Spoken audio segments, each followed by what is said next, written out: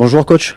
Ce match est sans doute le match le plus attendu par la plupart des supporters de l'Olympique de Marseille. Il arrive à un moment où on a l'impression que l'écart entre les deux équipes s'est réduit en ce début de saison. Est-ce que c'est votre avis aussi et comment vous l'avez préparé cette semaine après la belle victoire à Montpellier? C'est évidemment un match que tout le monde sent, que tout le monde voit comme un match très important, pas seulement les supporters, mais vraiment nous aussi au sein du vestiaire. Je vous l'avais dit, je voulais vraiment qu'il y ait une symbiose, une connexion entre mes joueurs et les supporters.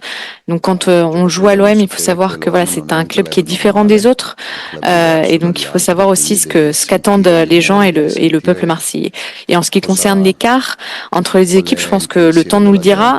C'est à nous de le démontrer tous les dimanches, pas seulement ce dimanche-là, tout au long de la saison, parce que sinon on pourrait donner plein d'avis là, mais ce qui compte, ce sont les faits. Et voilà, c'est juste avec le temps qu'on verra si en effet cet écart est différent ou pas. J'ai une question sur Greenwood, mais avant, je voudrais avoir des nouvelles de Lirola, Murillo, Brassier et le quatrième qui n'était pas là ce matin, Garcia. Est-ce qu'ils sont dispo pour le match de dimanche? Qu'est-ce qu'ils faisaient s'ils n'étaient pas sur le terrain? Brassier, il est en forme. Garcia et Merlin, on verra demain. Garcia, c'est vrai qu'il y a eu quelques petits problèmes après le match, mais sinon Murillo aussi est à disposition, est disponible. Il a vu l'entraînement aujourd'hui, il avait un petit peu de fatigue, mais voilà, il est dans le groupe et après on verra demain. J'ai quelques doutes, peu, mais voilà, il faut encore qu'on prenne les décisions. Et Lirola? Lirola sta bene pure lui. Pour Greenwood, il marche très fort depuis qu'il est arrivé. Est-ce qu'il répond déjà à toutes vos attentes ou est-ce que vous attendez encore plus Oui, j'en attends encore plus de lui. C'est assez simple parce que c'est un joueur qui est différent des autres. Il est vraiment très bon, mais voilà, je pense qu'il peut être encore plus complet, être encore plus homme d'équipe, travailler aussi sur la phase sans ballon, mais il est très jeune, donc c'est normal aussi. C'est vraiment un bon gars. Il est humble, pardon. Il est toujours très disponible. Il peut devenir, voilà, s'il progresse sur tous ses fronts, un joueur total, comme on dit, même s'il ne l'est pas encore.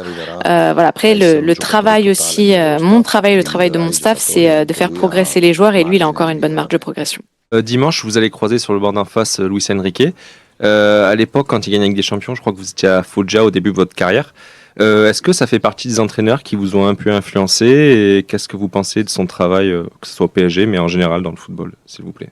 Oui, je pense que Luis Enrique, c'est un des meilleurs entraîneurs au monde depuis des années, pas juste là depuis qu'il est au PSG. Je pense qu'il a démontré que c'était vraiment un des meilleurs entraîneurs, un top coach. Voilà, c'est évidemment une référence pour moi parce qu'il a une matrice offensive dans son jeu, un type de football qui me plaît.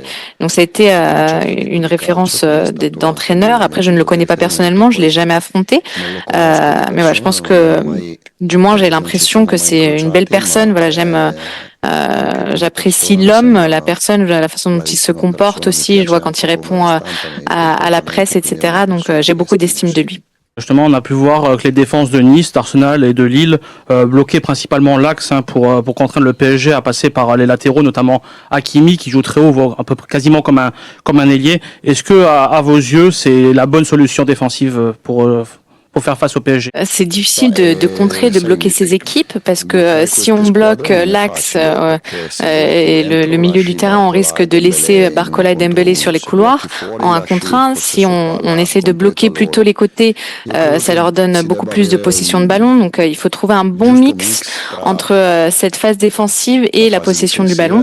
Il faut qu'on fasse avec humilité, avec sacrifice en phase défensive, c'est vrai, avec l'attention totale, mais il faut pas oublier qu'on est l'OM, qu'on veut avoir le ballon. Ce sera difficile, il faut respecter ces champions de France, mais je pense que quand on signe à l'OM, on sait qu'il est évident qu'il faut avoir l'ambition de pouvoir remporter ces matchs parce que sinon autant changer de club. Justement, ma question c'était par rapport à cette possession de balle. On sait que vous allez affronter justement une équipe et un entraîneur qui a envie d'avoir cette possession de balle, parfois même de manière exacerbée.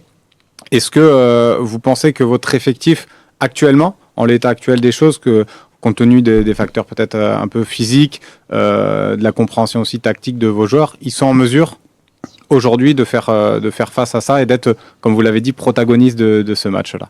C'est un discours qui est quand même un peu différent puisque le groupe du PSG est un groupe qui vit ensemble depuis très longtemps. Ça fait pas 2 mois mais des années, alors que l'OM avec moi, ça n'existe que depuis 2 mois. On le sait que voilà, il y a des différences, mais ce qui est important, c'est vraiment l'ambition qu'on doit avoir de vouloir faire le match d'une certaine façon, d'avoir une certaine attitude pour pouvoir remporter le match, pour pouvoir le jouer comme on le souhaite.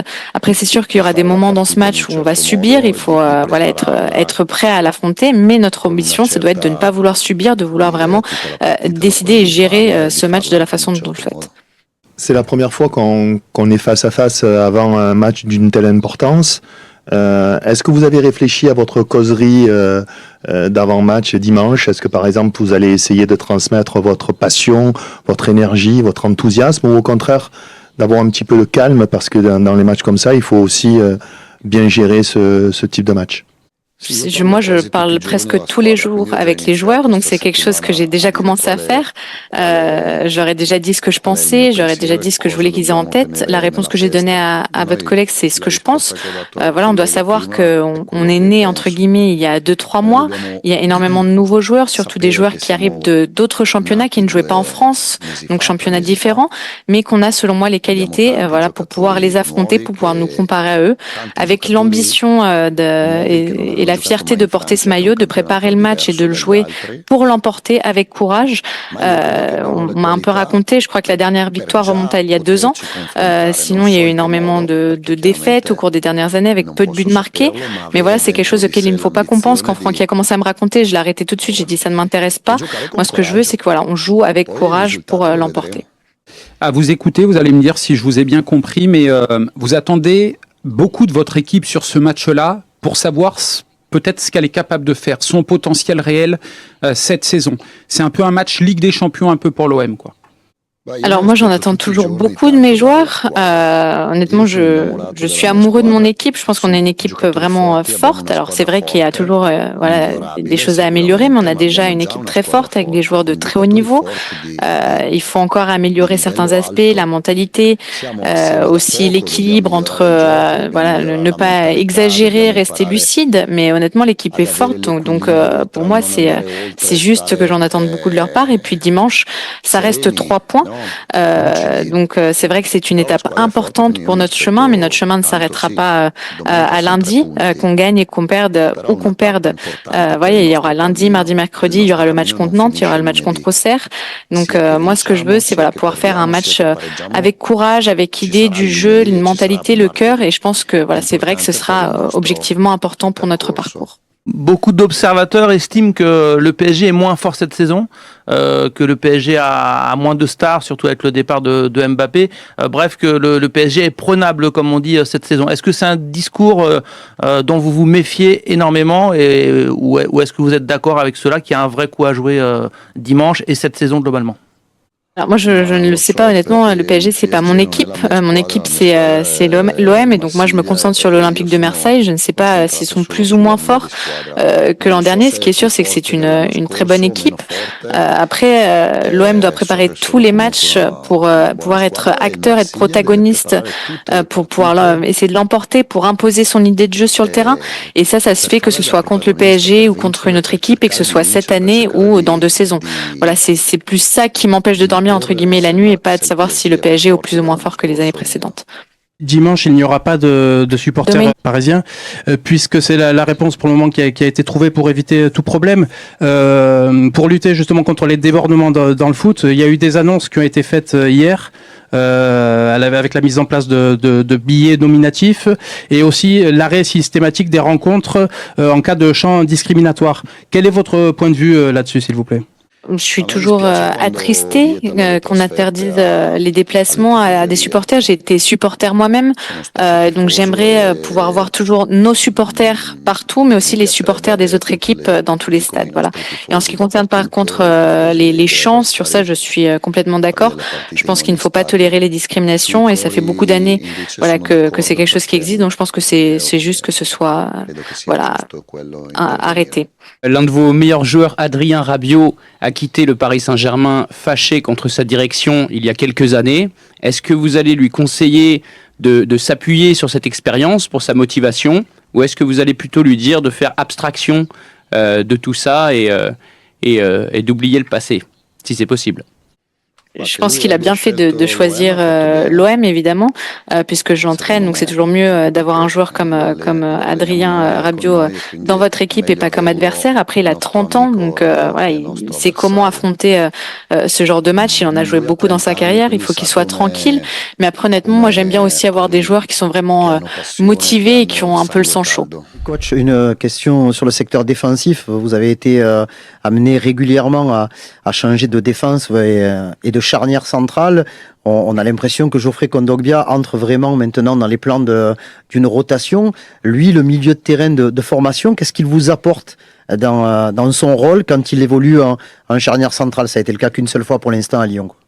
Alors Kondogbia, il peut jouer comme milieu, mais comme défenseur, comme vous l'avez dit, c'est ce qu'il a fait parfois à l'Atlético avec Simeone. Donc c'est quelqu'un qui est vraiment très important pour nous. Il est intelligent, il est en forme, c'est un grand joueur tant en dehors que sur le terrain. Il est vraiment impeccable. Après, on a d'autres options. On a Cornelius, on a Balerdi, Meïté, Brassier. Avec lui, évidemment, qui nous apporte quelque chose d'un peu différent. Après, au milieu du terrain, on a aussi Rabiot, Højbjerg, qui sont deux grands joueurs. Donc moi, j'essaie toujours de faire mes choix en essayant de faire le moins d'erreurs possible, mais toujours en essayant d'aligner les joueurs les plus forts sur le terrain, selon moi, à ce moment-là. Donc ce que j'essaie, c'est vraiment de mettre les joueurs les plus forts et après, on voit la position dans laquelle il faut qu'ils jouent ce jour-là. C'est une question que j'ai posée à Leonardo Balerdi, mais je voudrais avoir votre opinion. C'est une saison qui est assez particulière pour l'OM avec 3 matchs par mois, avec les trêves internationales, ceux qui partent à l'étranger, ceux qui restent ici. Comment vous jugez le niveau physique de vos joueurs? Est-ce qu'il est homogène? Et surtout, est-ce qu'ils peuvent tenir 90 minutes à haute intensité dimanche? Merci. Je ne sais pas si c'est quelque chose que j'ai déjà dit. Moi, j'aime dire la vérité, ou du moins ce que je pense. Et je pense que ce calendrier est très difficile. Chaque mois, il y a des joueurs qui se font 10-12 heures de vol, ensuite qui jouent les matchs, qui reviennent. Je pense que c'est un calendrier qui est mal structuré, qui est aussi fait par des gens qui n'ont jamais joué au foot de leur vie. Mais tant que les joueurs et les entraîneurs ne prendront pas une position forte, je pense que malheureusement, les choses ne changeront pas. Donc voilà, il faut s'adapter. J'étais content de voir Rabiot rester pendant la trêve pour vraiment pouvoir récupérer sa forme. J'aurais voulu que Valentin Carboni puisse faire de même. Malheureusement, ce n'a pas été possible. Après, voilà, il faut s'adapter. Il faut essayer de réussir à gérer cela.